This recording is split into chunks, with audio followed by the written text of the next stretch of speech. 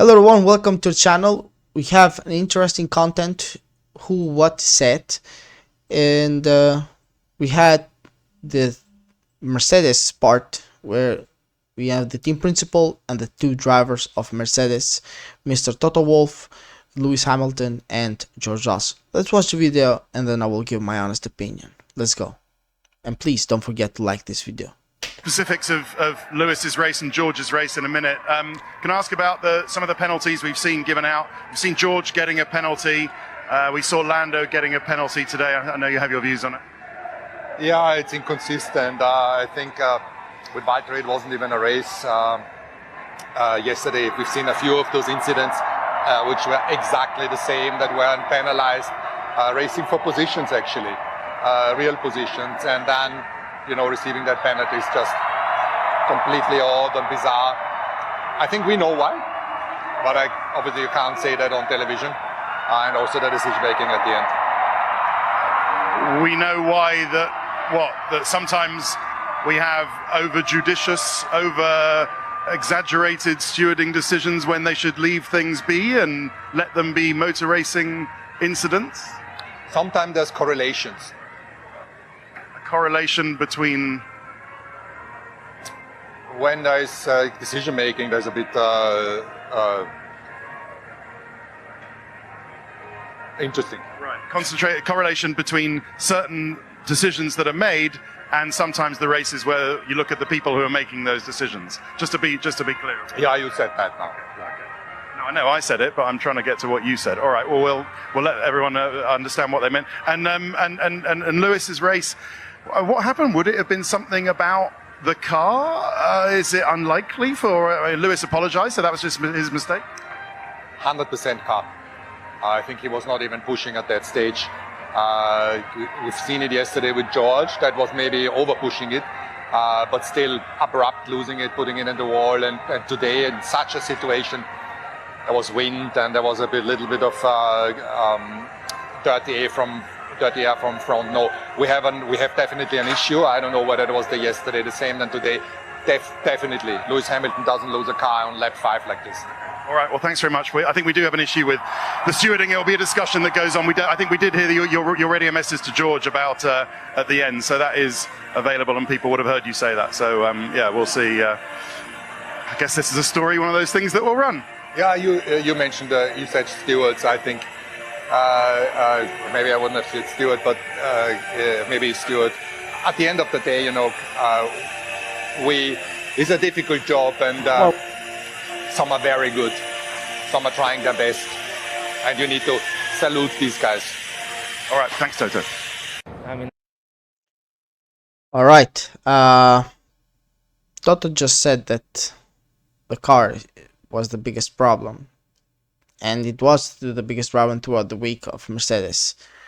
We will listen to the other two drivers and then we will see how this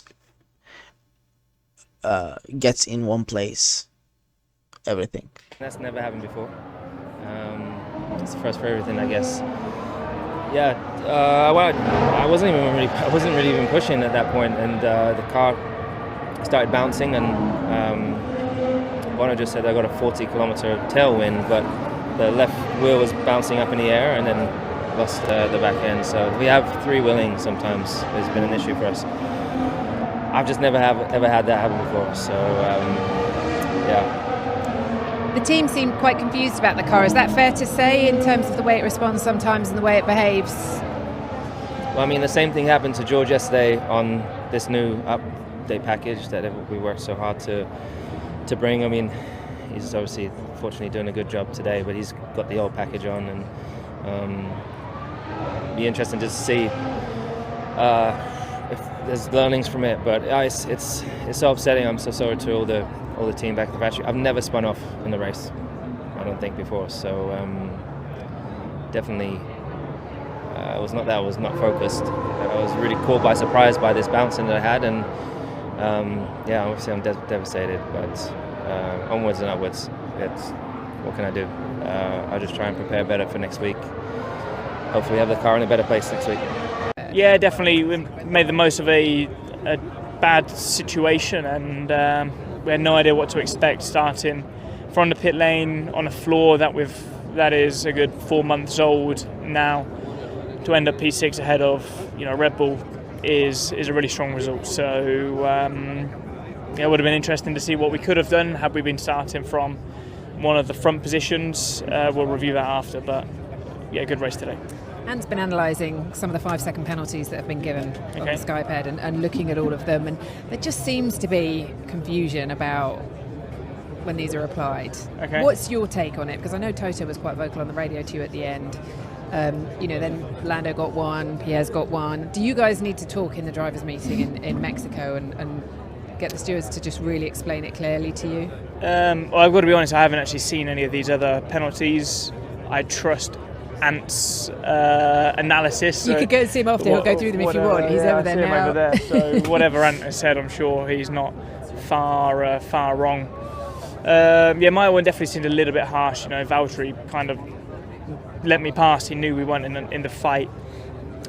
By the letter of the law, I wasn't ahead of him at the apex, but I clearly had the line and I was clearly faster and clearly overtaken. It's difficult when the regs are so tightly written, it leaves no wiggle room for close calls.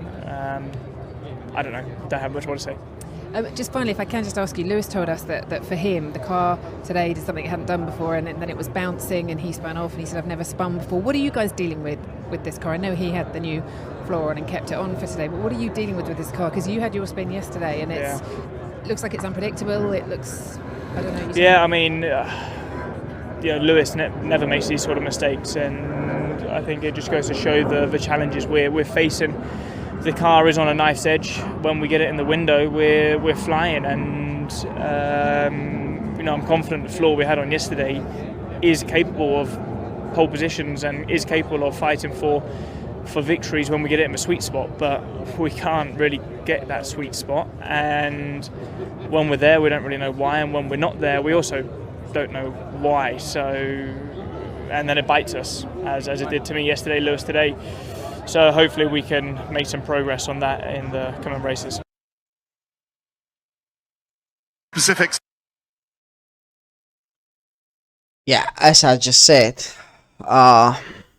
Mercedes had been having a lot of problems just from the last race, and this now they had brought some new upgrades, as they mentioned the floor and some other slightly things. But first, Toto said the whole thing was the car.